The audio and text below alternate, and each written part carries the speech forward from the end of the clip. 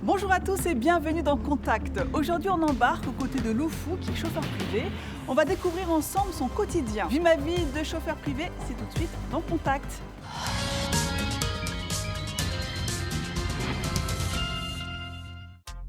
Bonjour, donc je suis Loufou Moulanda, cofondateur de la société Moveo, qui est une société de chauffeurs privés. Voici mon principal véhicule de travail. Le rush est terminé, tout s'est bien passé durant la journée.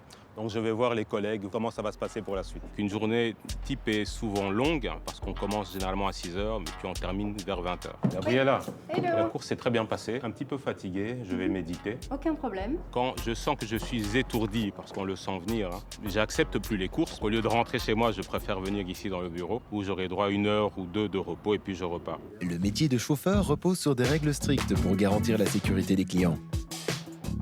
Pour être chauffeur privé, il faut passer des examens, aller chez l'opticien, faire une visite médicale. Suite à ça, on va chez Bruxelles Mobilité. Ils vont nous donner une fiche pour passer à la commune, faire sa bonne vie et mœurs. Voilà, la relaxation est terminée. Les objectifs vont reprendre. On a beaucoup de missions, donc il est temps de repartir. Donc une fois qu'on a tous ces éléments, donc la commune nous donne le permis avec la permission de pouvoir conduire les personnes.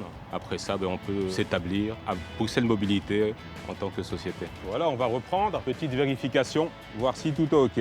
On doit s'assurer à ce que le service soit optimal à ce que l'on propose aux clients, parce qu'on vend une certaine image de la société et aussi sur soi. Tous les chauffeurs doivent être en costume cravate. Une fois que tout est accompli au niveau de la préparation, on prend la route et on va vers les objectifs. On a tout type de clients, donc autant les entrepreneurs, les hommes politiques et puis monsieur et madame tout le monde de la société.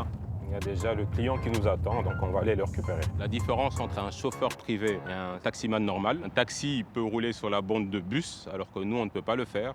Un taxi peut s'arrêter sur les bancs de taxi pour attendre des clients, nous, on ne peut pas le faire.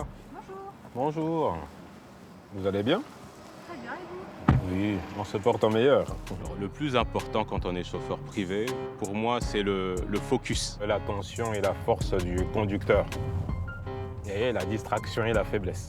Être assez focus, autant à l'intérieur du véhicule où on doit être présent avec le client, écouter ses besoins. Un peu d'huile essentielle pour tamiser la conversation. Autant à l'extérieur où la ville peut être imprévisible. Merci. Bonne journée à vous. Bonne journée, Ça au va. revoir. Au revoir. Loufou va passer prendre Nathalie pour lui en faire découvrir davantage sur son métier. Bonjour Loufou, Ça va, ça fait plaisir de vous voir. vous allez bien? Oui, ça va et vous? Ça Oui, faisait longtemps. Très bien. Voilà, vous pouvez vous installer.